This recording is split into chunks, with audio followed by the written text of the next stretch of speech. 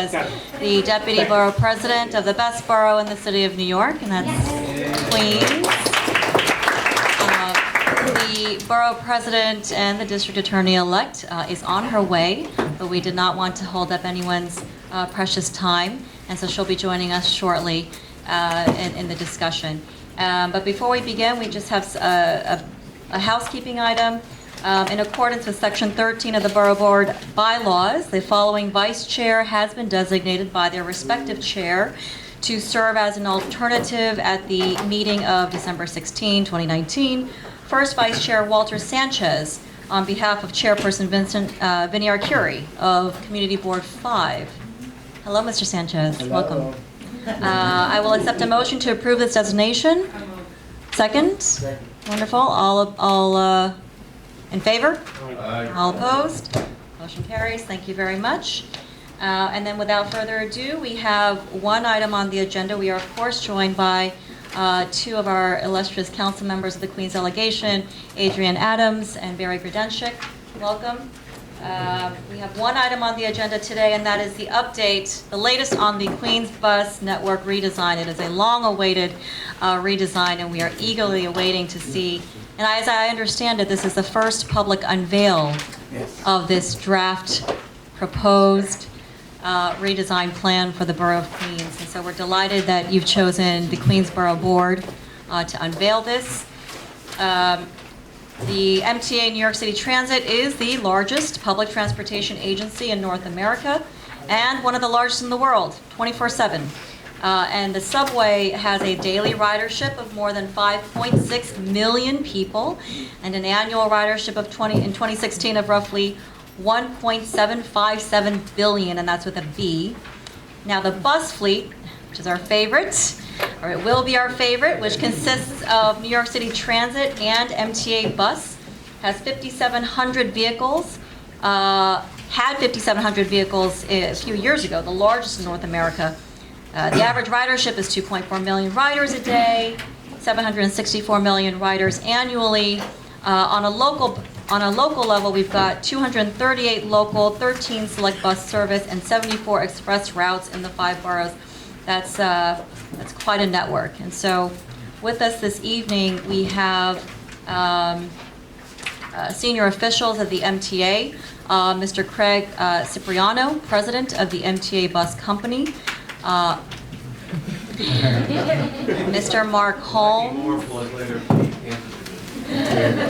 Mr. Mark Holmes, the chief officer of MTA Bus Operations Planning, Ms. Lucille Songhai, Government Relations over at Transit. Welcome back. We also have our colleagues over at the Department of Transportation. We're joined by Queensborough Commissioner Nicole Garcia, as well as Aaron Segura, Director of Transit Policy and Planning. And I see that we've also been joined by Councilmember Jimmy Van Bramer. Welcome, Councilmember.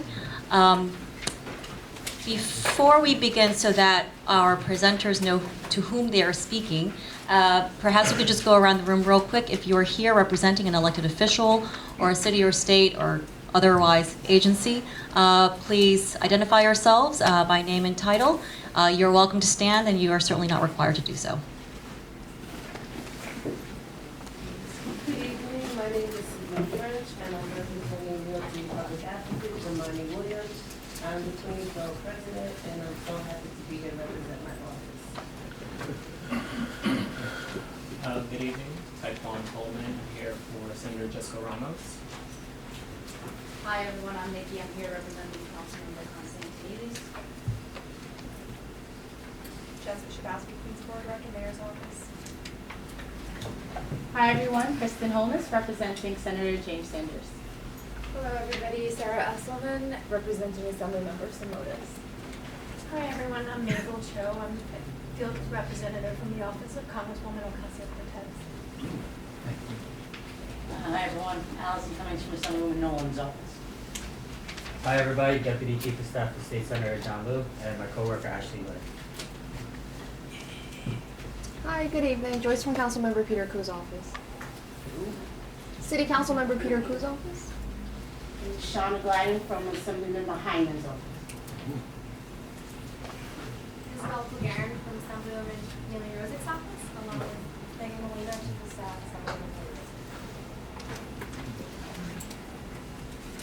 Andrew Arcese, New York City DOT. Jason Banner, Deputy Borough Commissioner, Queens DOT.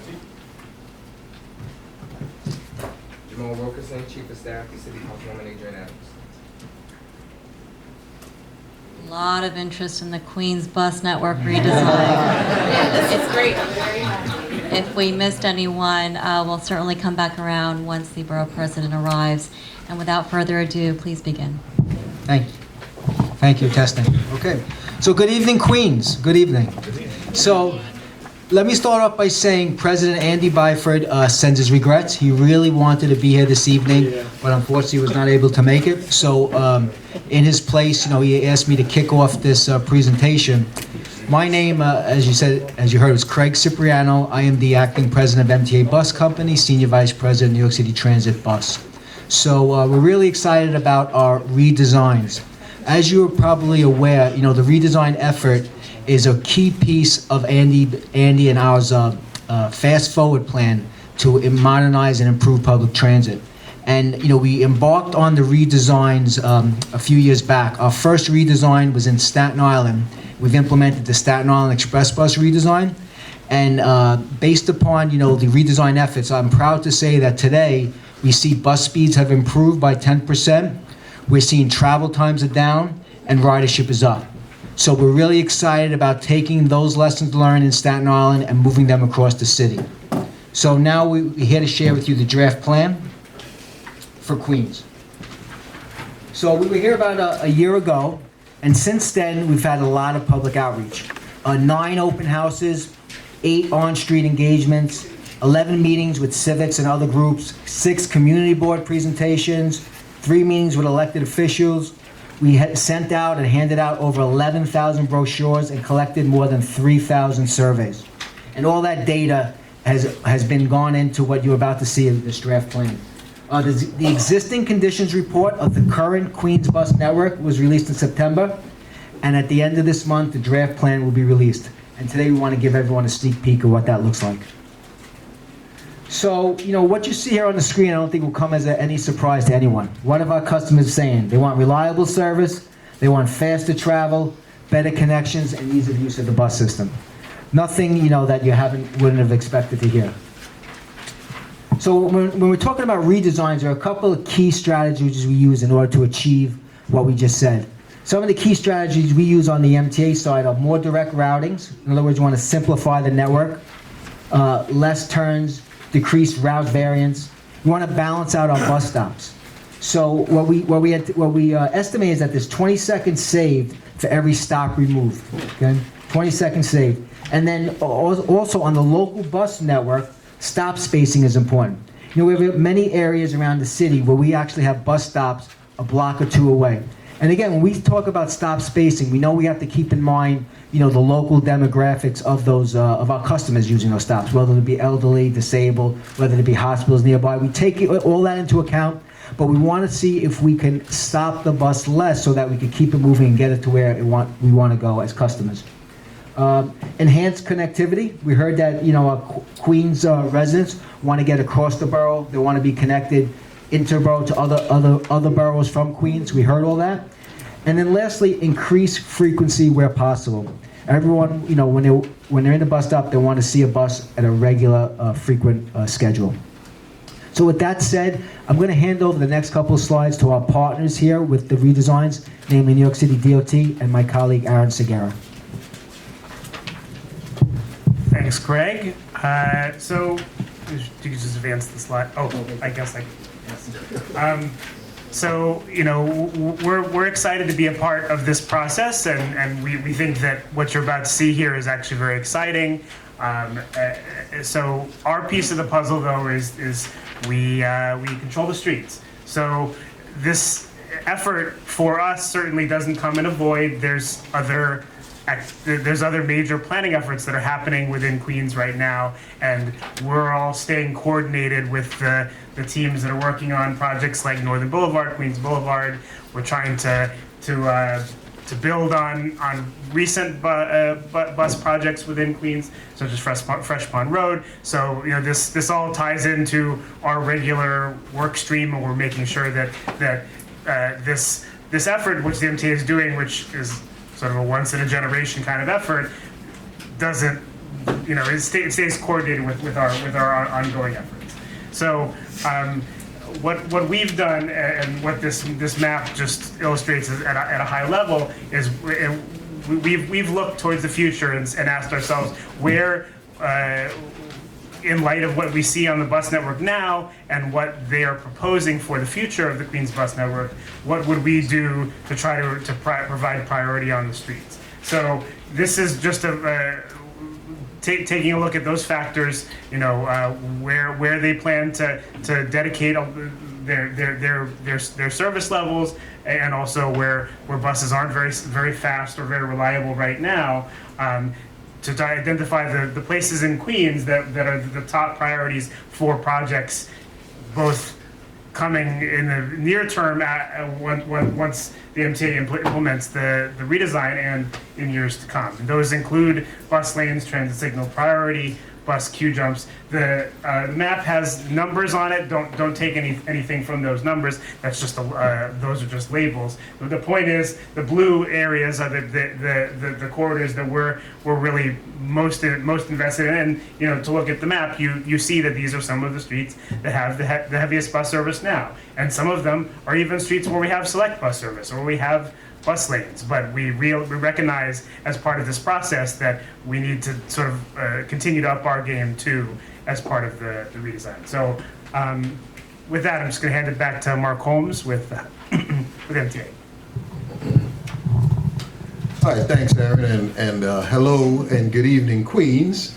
My name is Mark Holmes. I'm the Chief Officer of Operations Planning, a native of Laurelton, Queens. And really proud to be a part of the team here for this once-in-a-lifetime redesign of the Queens bus network. So I'm just going to dive right into it. Let's get right to the brass tacks. This is why everyone is here. This is what everyone wants to see. So right now, in approaching this, we first had to identify the challenges that we have with our existing bus network. One of the major problems that we're encountered is a tangled web of routes that is pretty much a result of decades-old routings. Some were offshoots of the private bus companies that operated throughout Queens for decades and decades, some that I grew up riding. Most of these routes go to the same three places now that they served decades ago, that being Jamaica, Flushing, and Long Island City. And they spread out from there. It's a hub and spoke type of network from those three hubs. Bus stop spacing has been too close.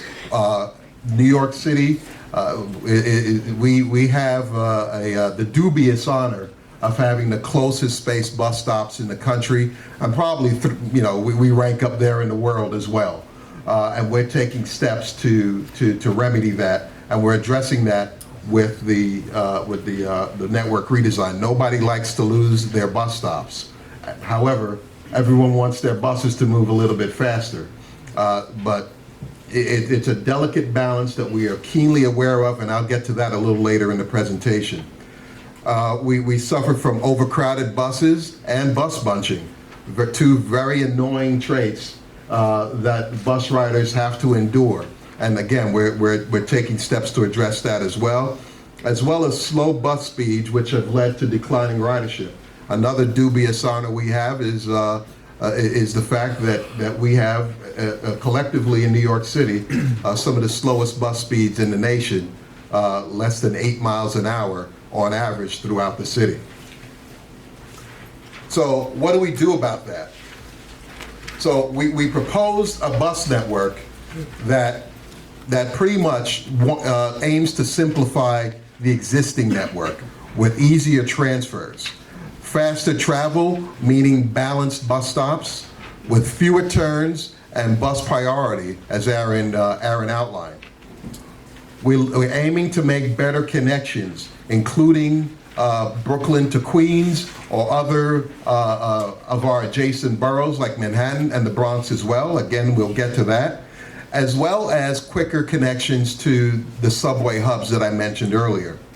Also, an ease of use with a nice, easy to read grid of routes that have reduced redundancies. So let's look at some of the problems in some specific neighborhoods throughout Queens. So we have a challenge right now of circuitous routes. This is an example of Jackson Heights. Much of this was operated by the former Triborough Coach Company, and these routes go back to the 1930s, 1940s, and that is essentially the same routes today. There's many turns, and it's, as I said, a historic tangle of routes. So what did we do? Our proposed solution is we straightened out these routes with fewer turns and providing more direct access to the number 7 train at Roosevelt Avenue, with fewer turns and hopefully more reliable service. Yeah, that's correct. Thank you, Craig. As I go through these examples, bear in mind that these are just examples. Throughout the borough, especially when it comes to subway connectivity, we are really looking to straighten out your ride, make it quicker, and provide easier connections to the subway. Another problem we have is there is no sensible north-south connections between, for example, Western Queens and Williamsburg, Brooklyn. Traveling between high-activity areas such as Williamsburg and Astoria takes multiple modes of transportation currently today. 2 subways, which includes a transfer, can take well over an hour. 3 subways, a bus. I mean, you're talking multiple transfers, and it could make for a hectic and quite annoying ride just to bridge that relatively short distance between Brooklyn and Queens, which is only separated by the Newtown Creek. So, okay, there we go. There we go. So, our proposed solution is to establish a new north-south connection, which includes 1 bus operating through Long Island City with no transfers, and you're able to accomplish that trip and achieve that trip between Astoria and Williamsburg in under an hour without transfers and using only 1 mode of transportation. Another problem is crossing the borough. Customers who ride the current Q58, which, by the way, is the heaviest ridership route in Queens, behind the Q44 SBS. The Q58 operates between Ridgewood and Flushing, and it has one of the most indirect and slow routes in the Queens network. There's a fixed travel pass with closely spaced stops and multiple turns along its route. So, in order to address this, we're proposing to establish 2 routes operating between Ridgewood and Flushing. The blue route is focused mainly on those who are trying to bridge that gap between Ridgewood and also areas in Maspeth, Elmhurst, and Queens Mall to Flushing, utilizing the Horace Harding Expressway and College Point Boulevard into Flushing, while the red route continues to serve customers wishing to destinations in Corona, and also making a different but also a direct travel path into Flushing as well. So this solution establishes 2 routes with 2 differing goals. Another problem that we have throughout the network is connections to the subway. In this example, from Northeast Queens, as we take a look at the Q13, which operates from Fort Taunton along Bell Boulevard and Northern Boulevard to Flushing. Along that journey, the Q13 encounters too many stops, and which creates a slow and unreliable service between these historically underserved neighborhoods of Bay Terrace, Bayside, Auburndale, and Murray Hill going into Flushing. In order to address that, we proposing to balance the bus stop with streamlined balance bus stops, I should say, with streamlined travel and a better travel path for connections into the subway.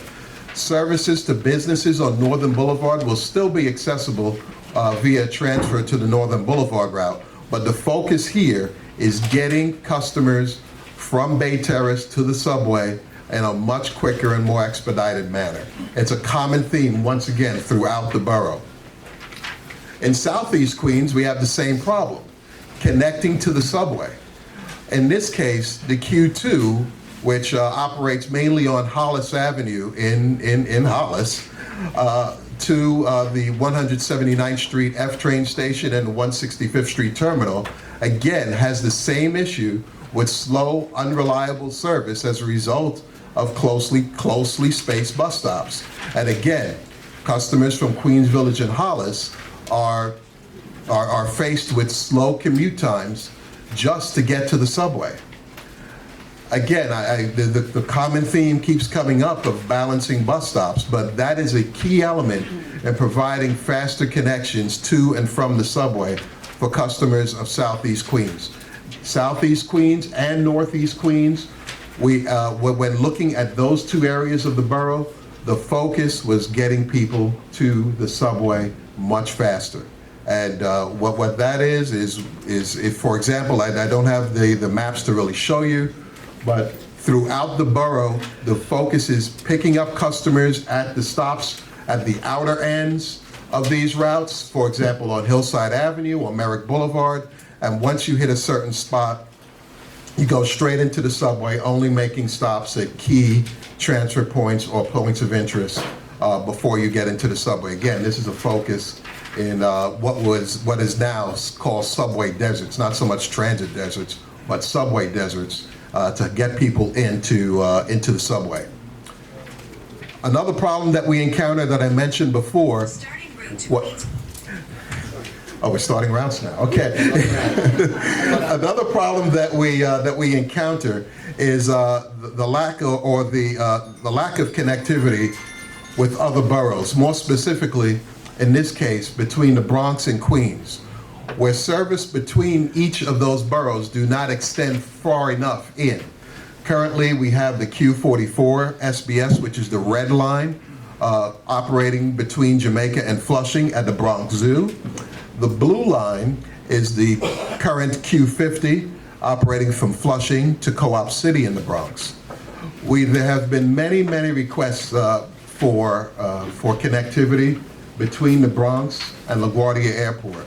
And looking at this and studying for example, the trip from 149th Street and 3rd Avenue, otherwise known as the Hub, into LaGuardia Airport is already well serviced by the number 5 subway to the M60 bus. Any bus route that we can plan between the Hub and LaGuardia Airport did not provide a faster trip or significantly faster trip than that number 5 to the M60. So what did we do? In this case, we looked to expand the routes between the Bronx and Queens. In the case of the Q44, expanding routes into Fordham Plaza on the 44, serving unserved Bronx neighborhoods currently of Little Italy and Belmont, along with St. Barnabas Hospital, to provide service to Fordham Plaza and Fordham University as well. Again, giving customers the connection, a newly formed connection between Fordham University and Queens.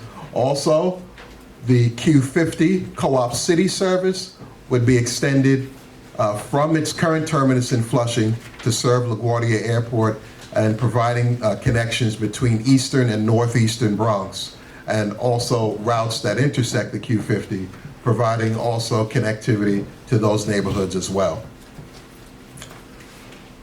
On to express buses, and we have a challenge with the express bus network. One of the biggest problems is declining ridership, which has led to underutilized and empty buses.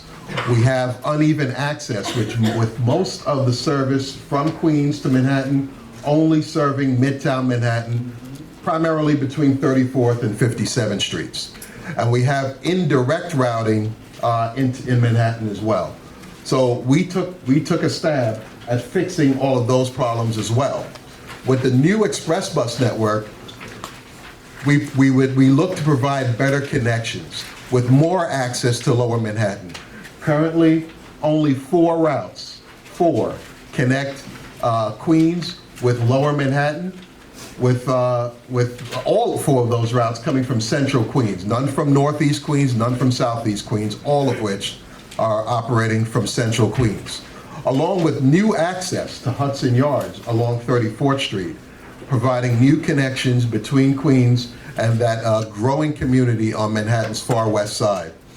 So again, I stressed ease of use with streamlined routing. Again, this slide talks about the problem that we have with the express bus connectivity to Lower Manhattan. Again, only 4 routes, all of which emanating from from Central Queens. The proposed solution that we have here is more access to Lower Manhattan, doubling that number from 4 to 8, and also providing service from Northeastern Queens in Bay Terrace and Bayside, and Southeastern Queens, and most notably from Springfield Gardens and Rochdale Village, and also from Queens Village to Lower Manhattan. So we think that will come as a welcome to our Queens commuters. I mentioned indirect routing in Manhattan, and an example of this is the bold green line that you see on the map here.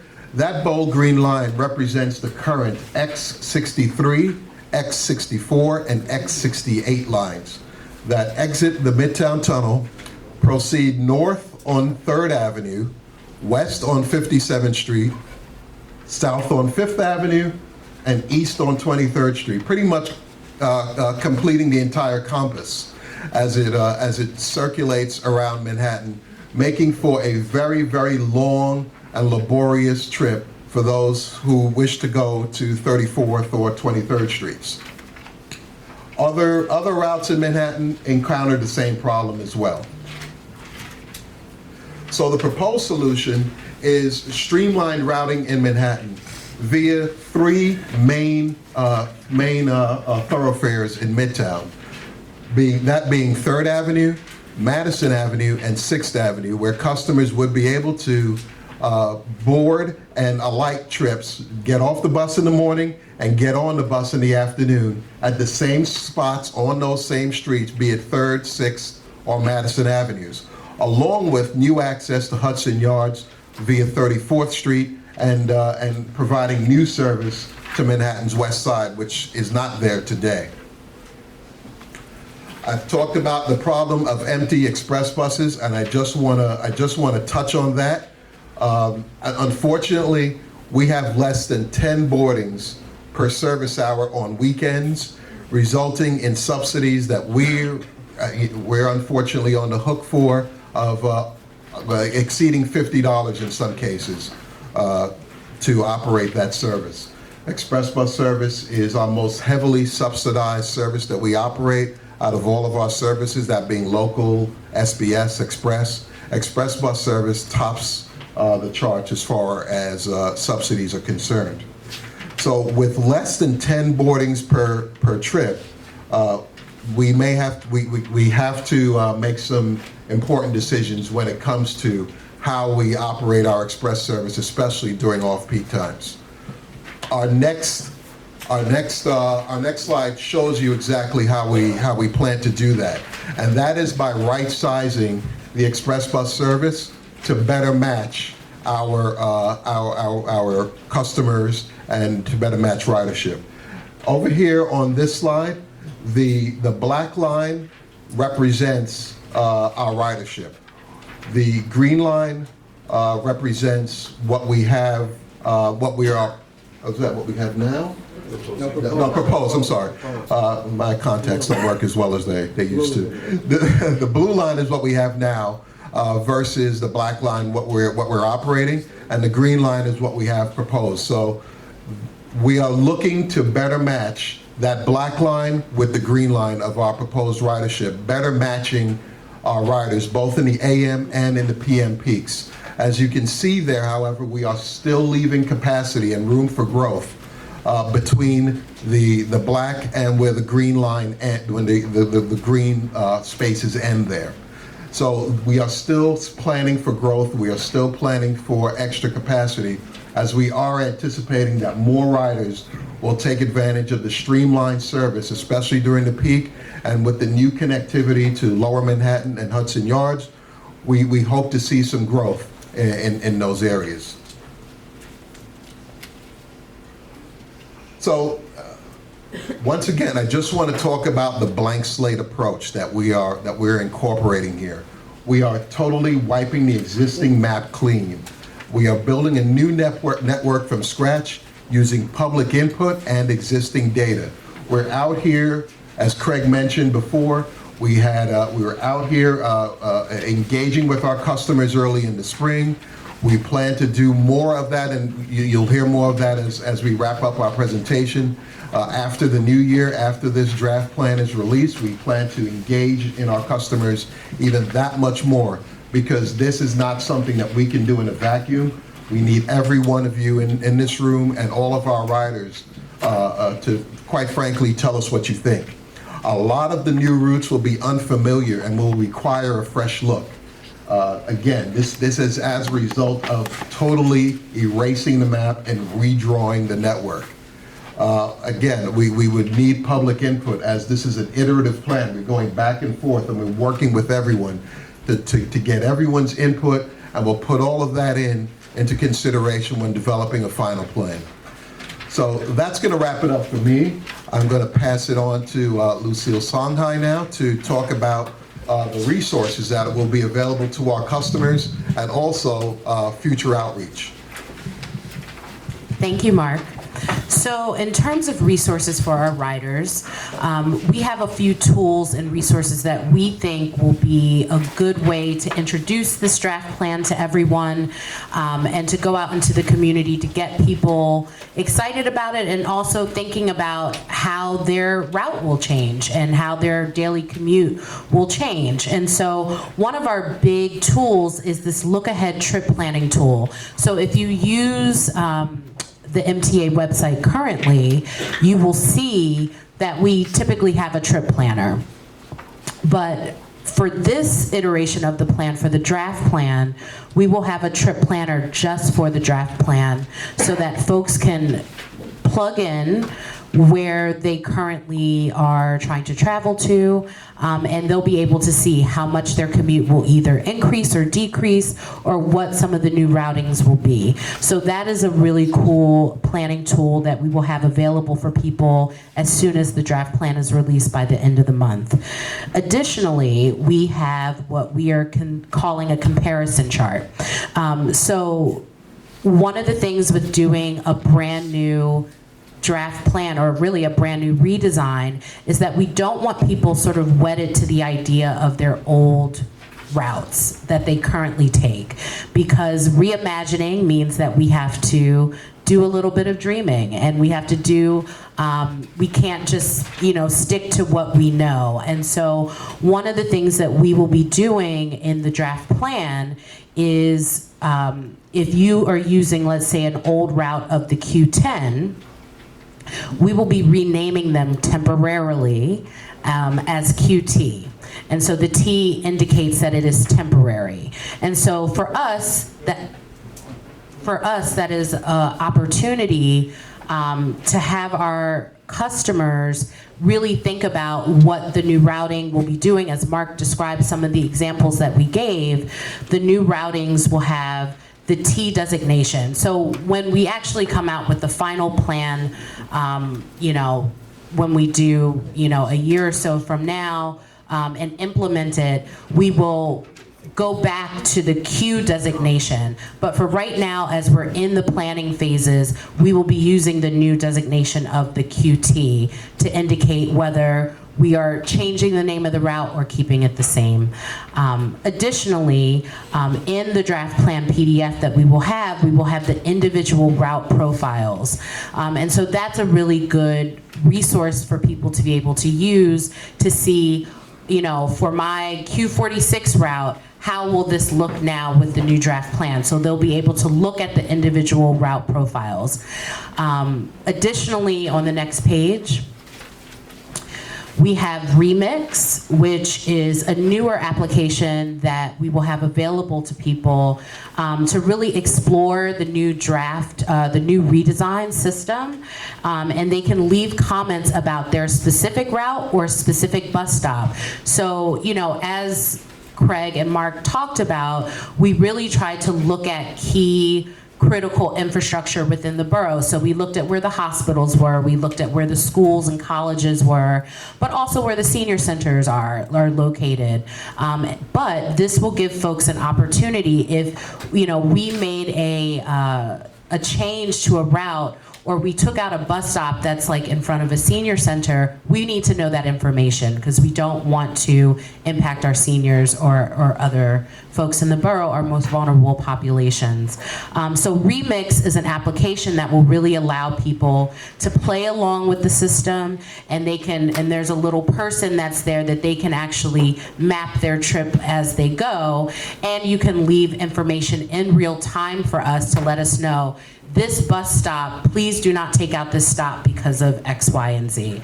And we need that information as, again, we are trying to revamp this system, but also do it with the input of the community. Additionally, we have MetroQuest, which we received about 3,000 surveys from previously, and so it's an opportunity, again, to tell us, you know, after folks have read the plan, some of their ideas and their comments about what we got right and things that we need to go back and take a look at. I want to emphasize that even though a lot of these tools are digital tools, we have an understanding that there are people within the borough that do not have access, digital access. And so we want to be responsive to those customers as well. So part of our public outreach, going to places where we have high ridership at the subways, going to locations that have high ridership on the buses, and making sure that we're getting to the people on the ground, even people that may not necessarily have the fluency with digital tools. Next slide, thank you. And additional resources, which again goes back to meeting people where they're at, we will be providing a series of public workshops starting in January, which we will release at the end of the month. We tried to be very creative about where we were hosting these meetings, and first, I would like to thank the Borough President's Office for hosting us for one of the meetings that we plan on doing with our workshops in January. So thank you to the BP's office. But we tried to look at areas that were geographically diverse around Queens. Previously, when we did our workshops in the spring, you know, we went to as many locations as we could and really tried to sort of get to the borders of a lot of neighborhoods that share a lot of similarities and also share a lot of bus routes. We tried to do something similar again, where we chose locations that were along popular bus routes, close to the subways, but also hubs and places where we think that people usually gather. So we will be providing that to folks. Additionally, we will be doing our outreach at subway stations and bus stops, and so we will have iPads and tablets available so that people on, you know, right then and there can fill out information about their travel and about their commute to, again, give us further information. And so we talk about that, popular subway stations, that we will publicize the draft plan, and also, again, further input opportunities. We are really looking forward to coming to all 14 community boards, and we make that promise here and now. We will attend every community board, so please work with me in terms of scheduling a time for us to come out. But we also know that here in Queens, that the civic associations also play a very large role in neighborhood cohesiveness and community. And so we are also going out to as many civic associations, and I also know that community board members also sometimes wear double hats, serving on their civic and also on the community board. So if you are a board member that would like to invite us to your civic association, we are here to do that as well. We are really sparing no expense and staff time at trying to attend every meeting that we possibly can to let people know about our new draft plan. And to wrap up, I pass it to Craig. Thank you, Lucille. So what are the next steps? So hello, Ms. Borough President. Ladies and gentlemen. Thank you.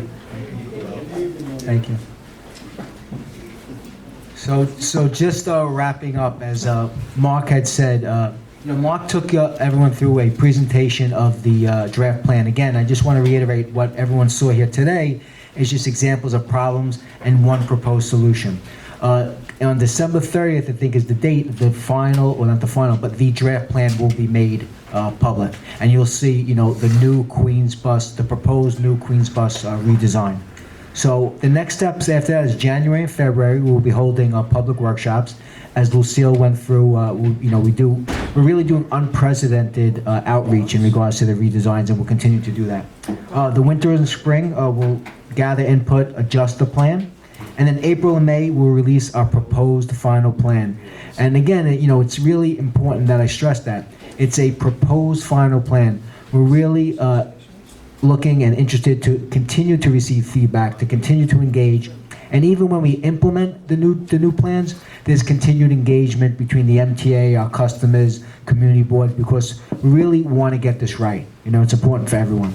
So with that said, I'll hand it back over to Borough President, for any questions or comments. Thank you. Good evening. Good evening. Good to see everyone. Let me just first of all thank Sharon Lee, the Deputy Borough President, as I try to put this on. Let me thank the Deputy Borough President for stepping in tonight and always for the work that she does, Sharon Lee.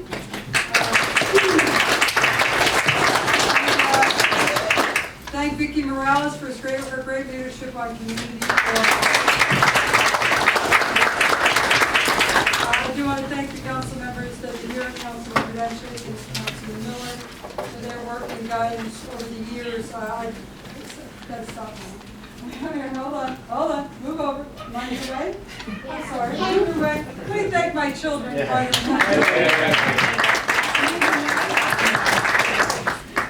So, I want to stop by and thank the community boards, all of the agencies that are here, everyone that we have worked with over the last 6 years. This is officially my last borough board as borough president. And that serves applause. Took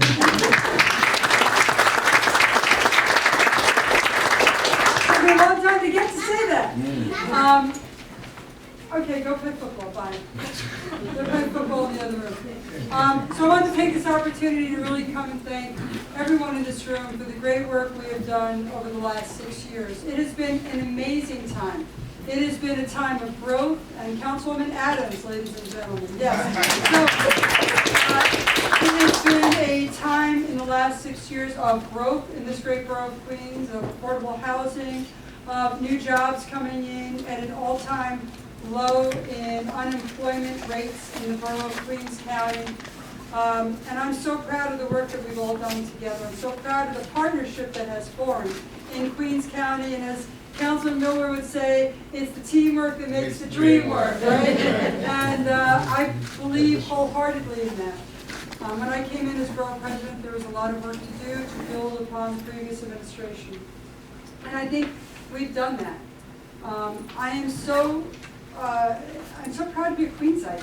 I mean, just to be here and to live here. And I want my children to grow up in this great borough of Queens County. And I want them to know the glories of all of the diversity and all the countries that fight and starve and thrive in order to come here to this borough. People are sacrificing to get right where we are sitting right now. And that's still happening throughout the world because of the growth that we have developed here and because of those partnerships that we have developed. So I wanted to come by and say thank you very much. Thank you for all of the memories that I have as the borough president. I hope to gain new memories as the district attorney with all of you sitting around this table. I'm only going next door, like literally next door. And we are going to have community outreach programs and community partnerships and community engagement and diversion programs. And all of the things that we talked about before, we are already putting them into place to make sure that by January 1st, we are starting off on the right foot. And so that's going to happen. It's exciting. On January 6th, there'll be a swearing-in at St. John's University, the same place I graduated law school. I'll be in the same room. And so you'll all be receiving that in the future. But really, you know, it has been a great team. All I wish for this borough is that we move ourselves forward, that my children who are 8 and 11 years old want to raise their kids in the same borough. I hope they buy a new house. I've been 75 years in the same house. It's enough. As they say, good luck, it's enough. No, my parents bought it in 1953. But it is a great place to raise your kids. Families first, right? If it's good for families, It's good for Queens. That's right. Never forget it. So I'm still around. You're all invited. I look forward to working with you in my future capacity because we are going to be calling upon the communities for their leadership. And I'm looking forward to having that team as we move forward into 2020. So Deputy Borough President, Sharon Lee, thank you for all the work that you've done in the last several years we've been working together. And I guess on behalf of my Chief of Staff, Jay Bond, who's somewhere, he's always behind me, and on behalf of Vicki Morales, just thank you. We'll see you in 2020. Have a great holiday.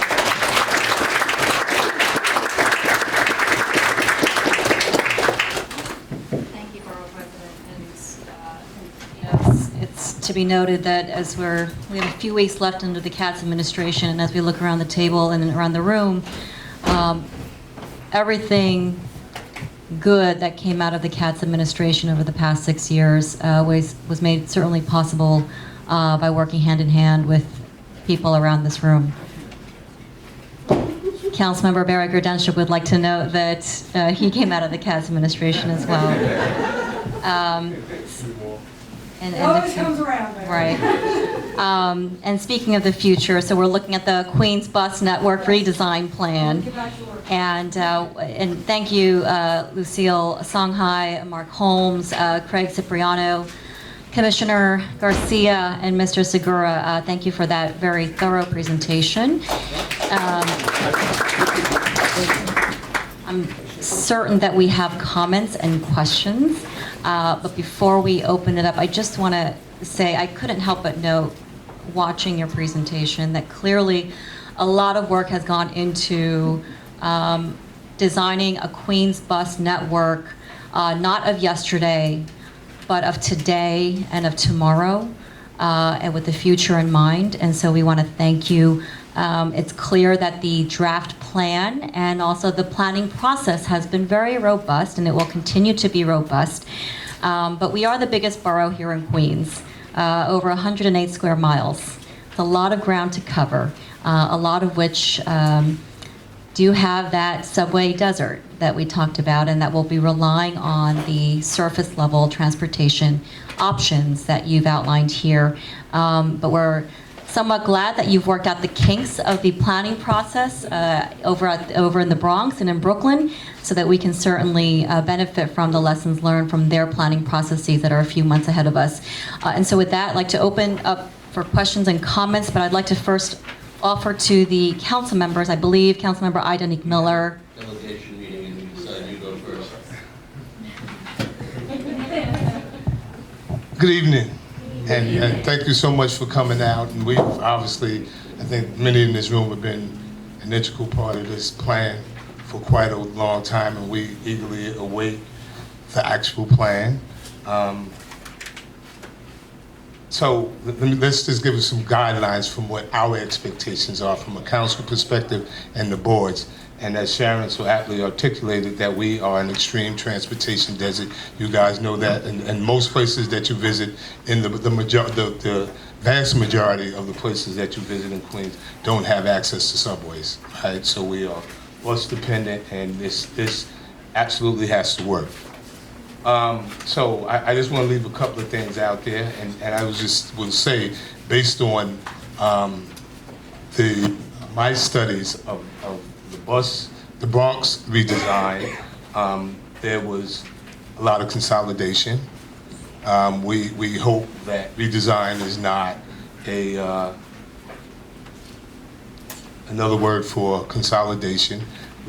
We are hoping for an improved system, which means that we expect some investment in the system. I didn't see it in the presentation, but I suspect that this is cost neutral. I don't know how that happens, when we're not making investment. And I know this has nothing or little to do with you guys, but when congested pricing happened, there was supposed to be money to go toward the MTA, and particularly toward the boroughs, to invest in things exactly like this, to make sure that if you was going to take us out of cars, that we had access to a better bus network. Connectivity. I can appreciate being connected to the other boroughs, but Queens is absolutely the only borough that every town is a town of its own. You live in St. Albans, you live in Ozone Park, you live in Corona, Elmhurst, and if you don't have a cousin on the other side of town, you don't know that the other side of town exists. So we'd like to be connected within the borough of Queens so that we can really grow our commerce, our economy within the borough of Queens, right? Madam Borough President? And so, as an example, the Terrace on the Park, the Hall of Science, the Queens Museum, all these things on 111th Avenue, there's absolutely no way to get there. The nearest train is about 8 blocks away, the nearest bus is 4 or 5 blocks away. And that is probably the borough's biggest attractions, but we can't get there. And I didn't see anything that attempts to connect us internally and grow Queens internally. Is great, but what I see here is kind of, we're placating once again to the Hudson Yards of the world. People don't want to get to Hudson Yards. People want to get back and forth in Queens. People want to go to Lower Manhattan where they work, not to Hudson Yards or other places like that. So this is, we can appreciate it, but at the end of the day, we hope that it's really contoured to the needs and the values of the people of Queens and not the people of these emerging West Side communities. We want to make sure that we're taking care of ourselves. And so, I can talk about this forever. And so, for those who don't know, I think I'm the only one that have driven most of these routes here, that have planned most of the routes here. And we're, there are a lot of good ideas that are probably 20 years behind the time that we need to implement. And so if we just look at the Q27 and how that changed lives and changed communities and gave people back 5 to 7 hours a week to their communities and their families, is what the focus should be. And I don't think that we do that on the cheap. I think that we can be thoughtful, but at the same time, efficient in doing so. And then I will leave you with the express bus service. I'm very much interested in that. Obviously, they're not very efficient. Most of our constituents work in the business community, or certainly in the Wall Street area, which is downtown, and right now they're even stopping at 57th or 23rd Street. And we would love to get out of our cars and ride now, or on the weekend, and not having access to express bus service. And clearly, Southeast Queens is the only major community throughout the entire city that lacks those access to not necessarily 24 hours, but a full day service. We're looking forward to that. And if it's not there, you should work on it, because we don't see this plan existing without it. And so that is my 2 cents.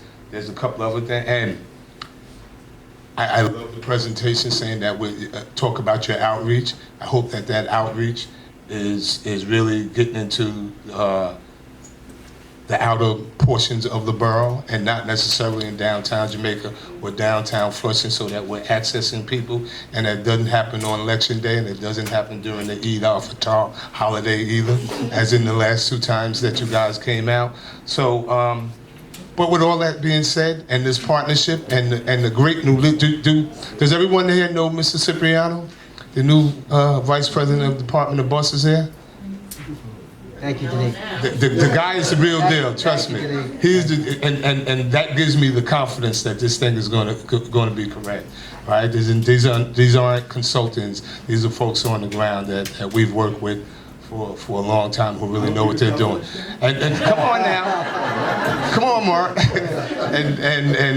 Yeah, that's Grasshopper, right? He snatched out of my hand, so we know that it's going to get done right. But in all seriousness, we look forward to this, and we really need everybody to remain engaged. Otherwise, somebody will mess it up. And I will leave you with enforcement. And compliance is everything, right? If otherwise we have a really, what we have now, it is not the changing of the bus stops, is that we have congested streets. And I don't see anything in the plan. Now I'm glad to see DOT is here, that we can have more dedicated bus lanes that are enforced, that we can move folks along than we have now, because expanding bus stops and making people walk a little longer doesn't matter if it's still congestion. That is the real problem there, and I think we failed to mention that today. Very good. And we're grateful to our colleagues. There was a reason that Barry and I voted for Denise to go first. Hi, Adrienne Adams, representing District 28. I may be, and anybody in the room can tell me if I'm wrong, but I may actually be the only person that actually did do the commute for a long time from the QM21, starting at Rochdale Village, where I would pick it up on Linden and 142nd. I would take it all the way to 23rd and Park, and I would get on the number 6 train, then get on the R train. That was my commute for a long time. I was crazy enough to do that commute. Prior to becoming an elected official, when I was still, doing my corporate thing. So I was actually, and I will call it a victim of being, a member of the transit desert. And, I did that because I didn't like taking the subway. Now I have no choice, and I take it end to end for the most part, most of the time. But to just think back on those days when I was doing that, really puts a knot in my stomach, because I did it through rain, through snow, through cold, through heat, through all of that.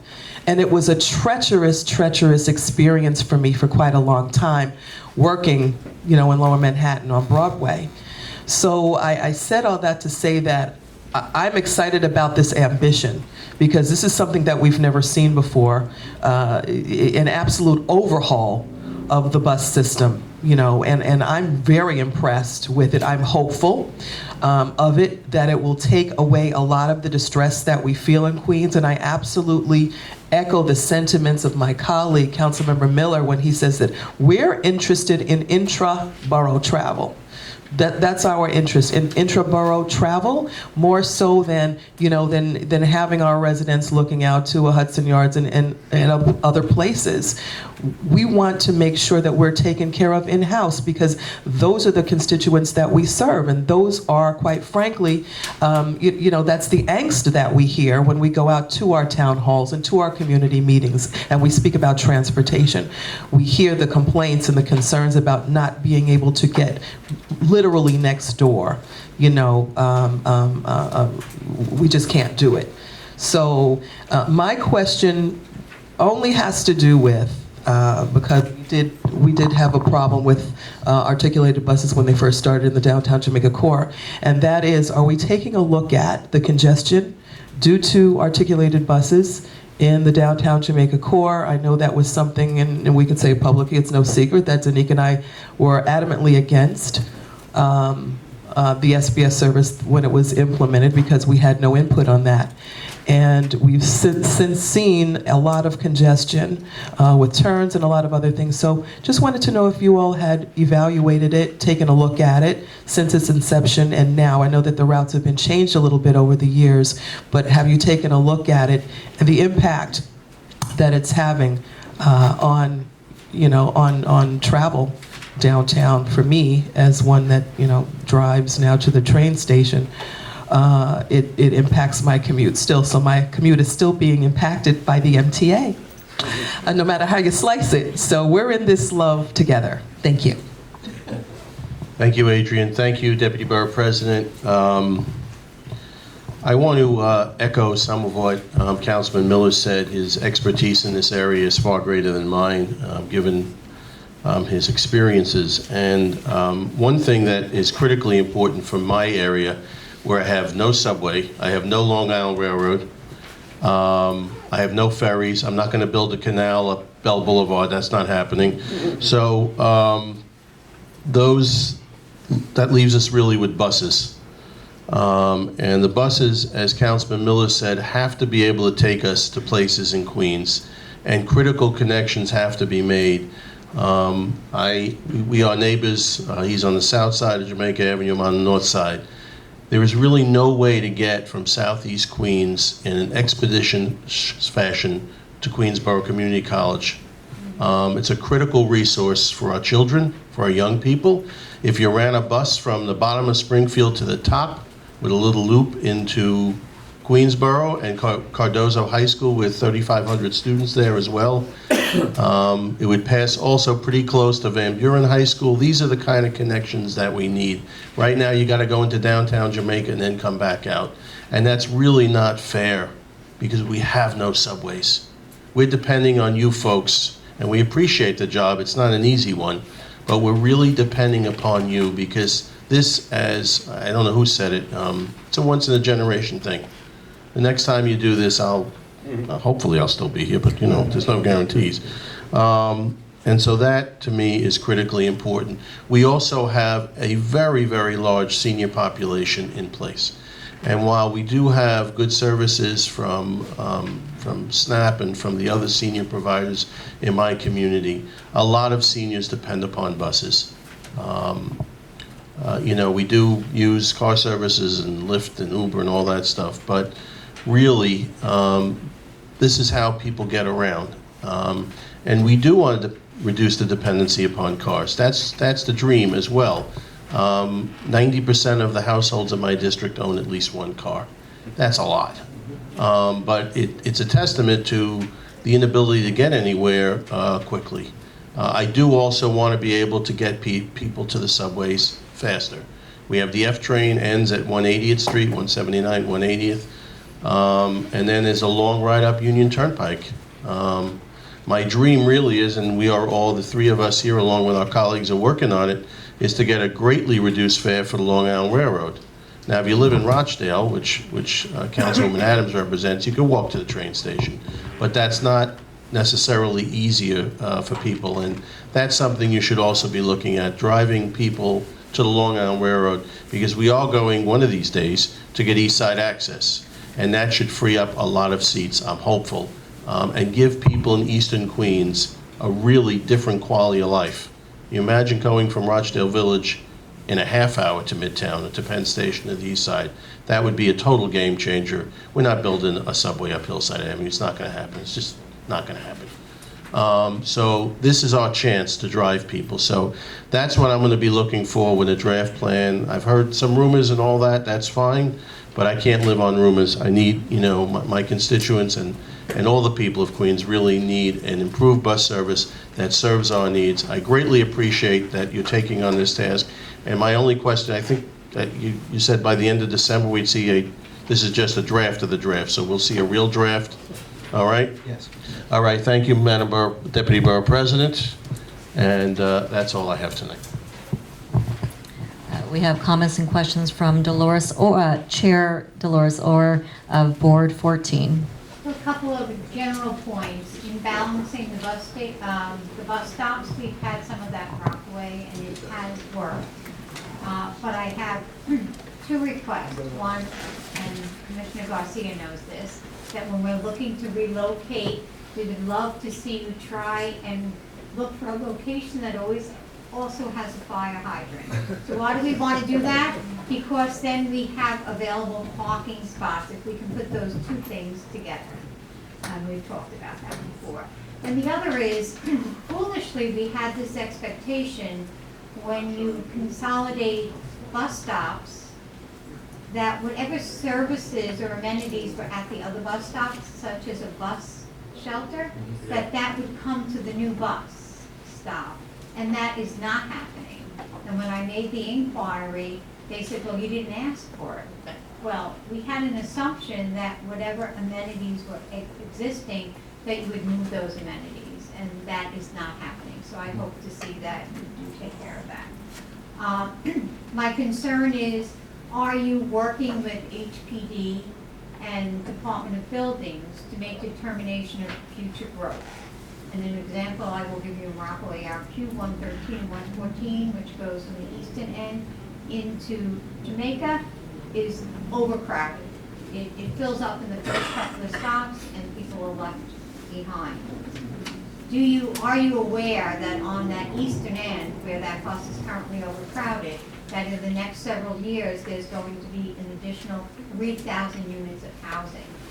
And what are you doing to plan for that? So is there an interaction with HPD and DOB with long-term plans for growth? Yes? Yes. Yes. Okay, so you knew about 3,000 units? Yes, coming we to did. the We eastern work with end? the Department of City Planning on those Okay, and things. so I hope that you're planning for that, because the buses are full now. And then just last thing specifically to Rockaway, you created a bus lane, a 24/7 bus lane for one bus that travels every half hour. And it is in direct violation of a demapping agreement of more than 20 years ago, taking that traffic lane away, and we're waiting to get that lane back. Thank you. And to Ms. Orr's point, we see that in Western Queens a lot too, where there's just this explosive growth and the infrastructure, the transit infrastructure that is barely keeping up, if that. Next, we have Chair Kelty of Board 7. Thank you. One, good luck with the plan. I like the clean slate idea. I just, as Dolores said, that it's nice when you take bus stops away because the people that had the buses are very happy for it. But the new people are going to be very mad at you for the bus stops that's going to go in. And unfortunately, I'm sorry, council people, you don't get those complaints, but the community board gets it. We get screamed at why we allowed that to happen when we have no input on it. So I just want you to understand that. I have a tough thing with this plan because we had a meeting in Councilman Kuh's office. I think he sits on the Transportation Committee, if I'm not mistaken. And we had a problem with traffic, the SBS buses in Flushing, where they decided to take away driving through Flushing on Main Street and only allow it for the buses because they said it made speed work for them. There was no input to the community. There was nothing said to the community. We allowed it because when we were doing Main Street, we allowed it to go on. When we were at the committee meeting, and thanks to the councilman that did it, I had 17 different definitions of what was in Flushing. I originally started with 23 lines, 17 lines, 19 lines, 32 lines, 42 lines, and the problem I have with the MTA is their numbers. I really don't believe their numbers that they give us. And on page 7, I'm just looking at page 7, because when they started off the thing, they said that ridership is up.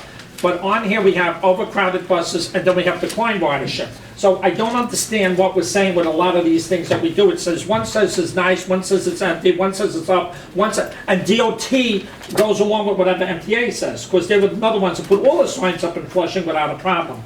So when we start talking about redoing stuff, I think that one, I like the enforcement done by MTA first. They're absolutely right about the people parking at the bus stops. I agree with them. But let them put cameras on the buses, and I get more red light summonses for going around 17 blocks away from schools. Let them put the camera on the front of the bus, pass the law by the state saying if you're in that bus stop, here's your summons, $50, thank you very much, and you'll see them flying out of the bus stop so that they don't block them. Right now, they're not doing that. And that should be done because they are absolutely right. Their buses are creating the traffic problems because they can't get into the bus stops. So let's make it easier for them. Put the damn cameras on the front of the buses and let them take the pictures and keep giving it to the State Department of Finance to keep writing summonses to everybody. The other thing I find is when they do these things, I didn't hear anybody talking about the layover of the buses.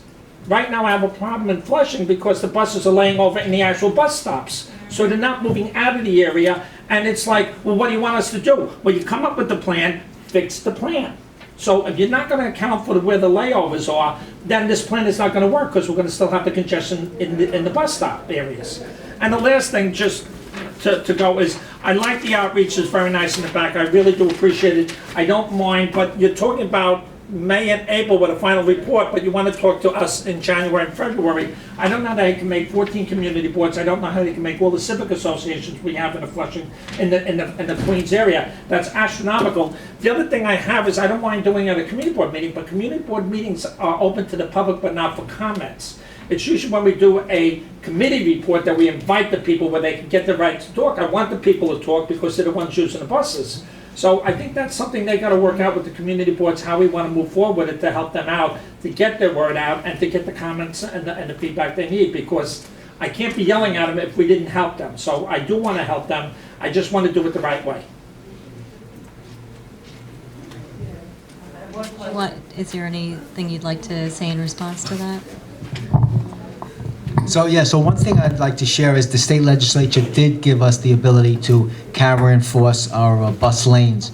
And currently we're piloting on 3 routes. The anticipation would be that we would have those cameras on board buses prior to the implementation. Excellent. Yeah, so that's one thing I'd like to say. Great. The other piece just quickly is, you see DOT Aaron Segura here. We recognize that, one thing we need to do is have layover space that doesn't interfere with our bus lanes and bus stops. And that's part of the reason why we're working with DOT from the front end before the implementation. So both points are well taken. Thank you. Besides others.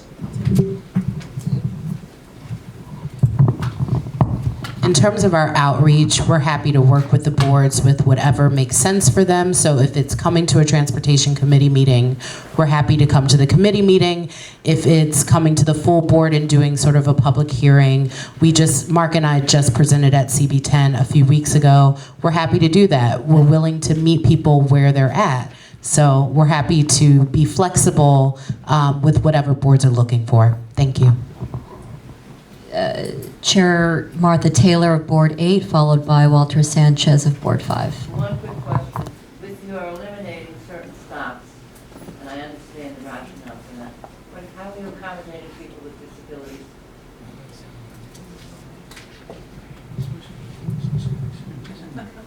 Again, as we mentioned earlier, when we're evaluating bus stop spacing and evaluating where to remove stops, add stops, a lot of variables are taken into account, including senior citizen centers, libraries, and the like. As far as those with disabilities, all of our buses are wheelchair accessible and they are ADA compliant. All of our buses in Queens, the local bus fleet, features low floor buses, which now makes entry and exit easier for those with disabilities. Again, I can't stress enough the care and the stress that we're putting on certain destinations that are around our bus stops that are key and that are important for those who use our network. However, as I think Craig alluded to earlier, if there's something that we're missing or a stop that we are proposing for removal that's key for our senior citizens and for those with disabilities, we implore you to reach out and let us know, because that is not our intention to make the commutes for those customers more difficult. We want to try to make our buses move, and we try to make them faster, but at the same time, we still would like to serve everyone as reasonably as we can. Hi, I'm Walter Sanchez from Community Board 5, which is Ridgewood, Maspeth, Middle Village, Glendale. It looks like there are fewer bus miles here, fewer route miles per se. So is there a plan to increase the amount of buses or lower the amount of buses, or we're gonna keep them the same? So, yeah, so the plan would be not necessarily based upon buses, but for sure, if we can get dedicated bus priority, well-enforced bus priority, we can move our buses faster, and that's the way we could provide more bus trips. And I think that's what you're getting at, Yeah, right? that's- More frequency in bus trips. That would be our goal here, yes. Right. And our buses, and I see now, when I'm driving, buses sometimes come out of the bus lane and go into Woodhaven Boulevard. We'll go out of the bus lane and drive where we're supposed to be. Is that something that is normal? Is there a mandate to the bus drivers not to, are they gonna be going around other buses? Is that- No, we would like our bus drivers, bus operators to stay in the bus lane as long as it's not blocked, and that's what we tell them to do. Thank you. Chair Chatham Hill of Board 12.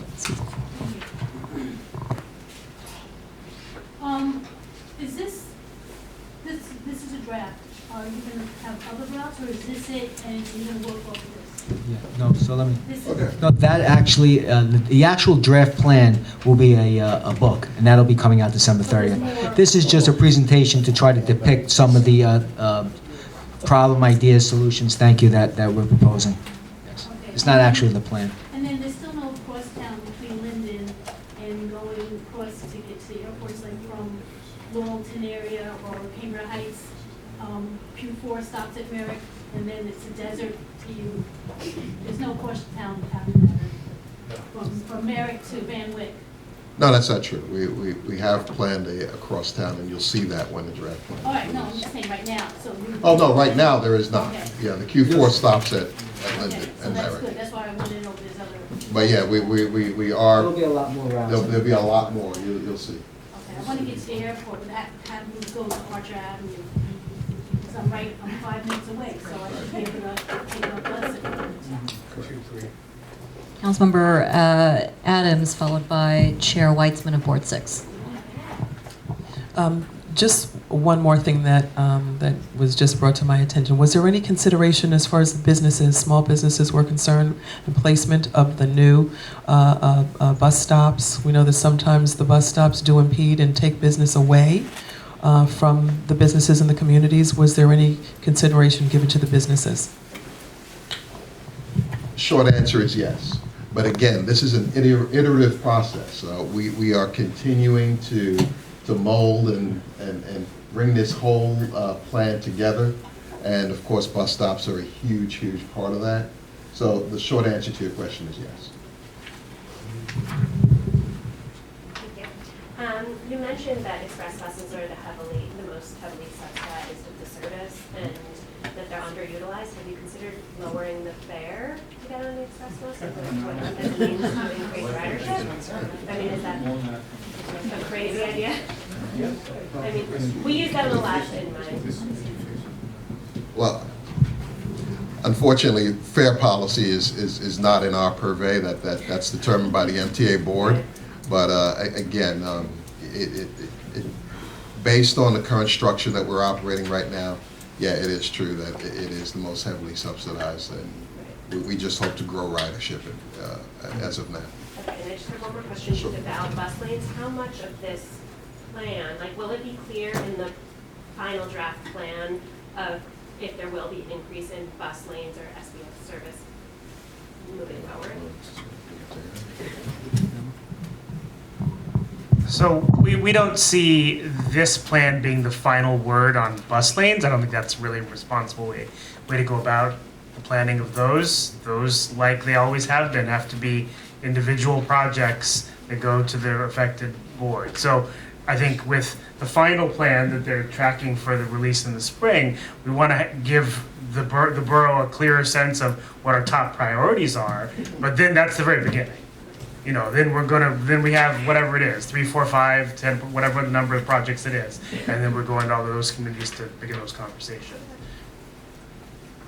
Councilmember Grodenchik, followed by Chair Kian Smith of Board 2, and then again Chair Kelty of Board 7. Thank you, Deputy. I just want to pick up on something Chair Weitzman said, that while the subsidies are obviously there, we have to remember that for many people, there's really no other option. And on Staten Island, where there were no other options other than the Staten Island Railroad, they pay $2.75. So that is quite the bargain when you compare to $13.50 a day to travel back and forth to Manhattan on an express bus. I know that those decisions are made above your pay level, but I also understand that I needed to speak up and let people know, because there is media in the room, that where we're paying almost 3 times what people pay on Staten Island. I don't begrudge Staten Islanders. They really don't have many mass transit opportunities. But my district is a lot more like Staten Island than it is like Western Queens or Manhattan, where people really, many of them would like to get out of their cars and get on a Long Island Railroad or on an express bus, but it's just not doable at the current prices. I know one woman, she parks her car in Little Neck, pays for that privilege, gets on the Long Island Railroad, pays for that privilege, and still has to take a New York City subway to get downtown. And those are choices that we all make, but when we talk about gridlock and we talk about, the car epidemic that we have, we're not going to get people out of cars unless we really give them choices. Thank you. Chair Can Smith of Board 2, followed by Chair Kelty of Board 8, and then Chair Torniali of Board 1. 7. 7. Not 8. Chair Kelty of Board 7, I stand corrected, followed by Chair Torniali of Board 1. I have a question about the Q60 on Queens Boulevard. There was talk about moving the buses to the middle aisle of the middle of lanes. What's the status of that? We're working with DOT. Yeah, so how's it going, everybody? Jason Van Ray with Queens Department of Transportation. So the move of the buses to the main line is going to coincide with a capital project, which is within a couple of years of implementation. Okay, and have you figured out how you stop a bus at the entrance of BQE? In the middle section? So People will be on medians in between the traffic. So yeah, so we've implemented bus stops in the medians, like Woodhaven Select Bus Service, and we haven't had many issues with that type of service. Anything that's going to be within the capital process will be brought forward to the community board. I know, but it's specific to the BQE entrance. That's my So concern. we'll be bringing that back to you guys before we implement it. Okay, that's a concern. And I just want to publicly thank Lucille for the MTA. It was 7 train issue, but thank you very much. The small business owner was very satisfied with the way you handled the situation. Chair Kelty of Board 7. A question, I asked probably before your time, but back when they were talking about, and I noticed when you mentioned about the express buses during the off hours and they're not being wide by a lot of ridership, and even our big buses when there's not a lot of ridership, my ask back then, why couldn't we go to jitney buses like the airports use and move a lot of people around? It's a lot easier to use, and we're not wasting as much fuel as we do with the bigger buses. And at the time, they gave me some horse and pony story about it was the unions and stuff like that. My answer is, you just negotiated the contract. Why isn't we looking to reduce the fleet on the off hours when it would make it a little easier, and then bring the big fleet back in when we have the heavy duty or early morning or late afternoon ridership? So what I would say is, obviously we're a public transit agency, and the number of vehicles and the type of vehicles that we operate are really a function of what we need in the peak service, right? So what you're describing, I can understand, your perspective, but what that would do would actually be to add the fleet, because we couldn't use those jitneys, those smaller vans for the peak service, right? And really our labor costs are born out of our labor. 75% of our costs go into labor. So the majority of the cost of operating, whether it be a jitney or a large bus, is the labor cost. So I can understand a perspective of why don't you run a smaller bus? It just would add to our cost structure. Well, when we take the guy back to the barn and bring the big bus back, he takes the little bus out. It seems our airports, our 2 airports, can seem to move a lot of people to the airport without a problem. You're the only agency that moves people, have a tough time doing that and looking at that. I think that should be revisited and look into why we can't get a fleet in there. Of course, it seems to make sense, and we're using less. You're using diesel while we're moving to electric and everything else. So I know you're looking for alternate sources and stuff like that. But I think it's time to come into the 21st century and look for an alternate fleet to use. Thank you. Chair Torniali of Board 1. I just wanted to ask, how many bus routes are you eliminating in Queens, if any? Eliminate? Eliminating. Oh, so you have the numbers, like today. And how will tomorrow? you indicate that on the draft plan? Okay. So again, I'll reiterate that this is a complete redrawing of the bus network. I can get you the exact number of routes that we have that we're proposing for the draft, but we did not go through this plan with the look of, all right, we're going to eliminate this route and we're going to add this route. That it is a complete and utter redrawing of the bus network. I can't stress that enough. But we can get you those exact numbers as far as what we have in terms of proposed routes versus what we're operating now, which is 107 routes, 77 local and 30 express. That's what we have I understand, but how currently. will people look at the draft plan? Let's say they're looking for a particular route. How will they know that, oh, that's no longer here, you're supposed to look over here? Right, again, I'll reiterate again that this is a brand new network. And I'm going to get to the trip planner in a second. It's a brand new network, so we're trying to encourage our riders to kind of disconnect themselves from their Q16 or their Q85s and look at it from a fresh perspective using our trip planner application that we have that would assist them in learning the new network, what bus they used to take, and how their commute will change and hopefully improve with the new network. Okay, I'm sure not everybody can use your trip planner.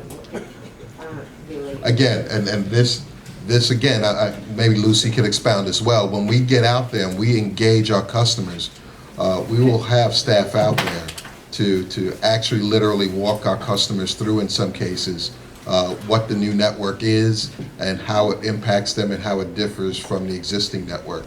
Lucy, you have anything to add in terms of? No, I heard her mention that before. Okay, It's yeah. very hard to reach all those people No. by, Well, that's why we need your help. It's a tall task, there's no doubt about it, absolutely.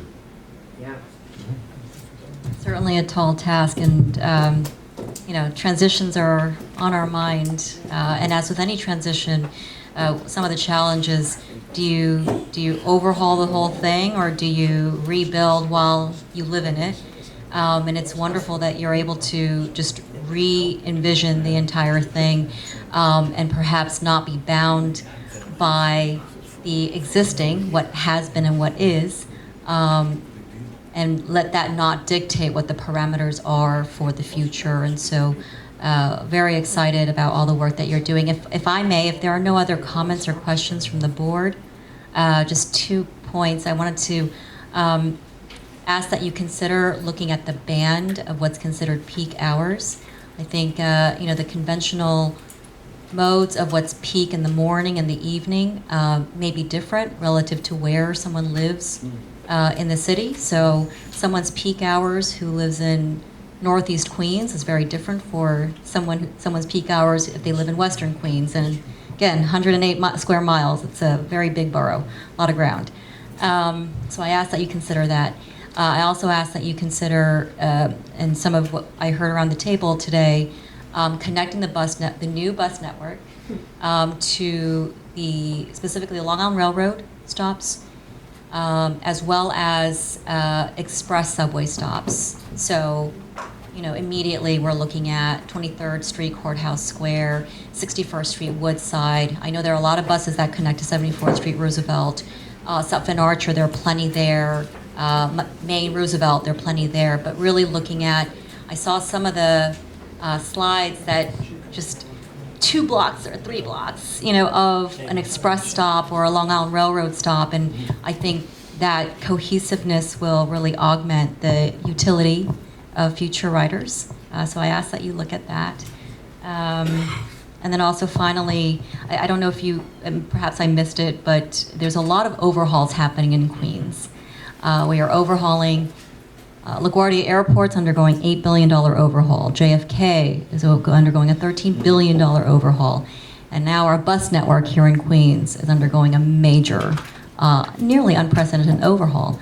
I'd ask for a little more information perhaps in the upcoming public engagement sessions of how that's going to connect with LaGuardia, more about how Queens residents and Queens businesses will connect to LaGuardia and JFK. Not so much how we get Bronx to LaGuardia, which we care about, but specifically how we can, the incoming air train that's on the horizon at LaGuardia, things like that. So we hope that'll be part of your presentation. But again, thank you very much for a very robust effort and planning process.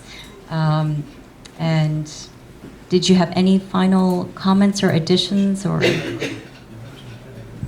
requests? No, I just, thank you very much for having us. And again, today was a presentation of the plan. The plan will actually be coming out December 30th, so I look forward to everyone, please, go online and take a look at the plan. I hope that it addresses many of the comments we heard today.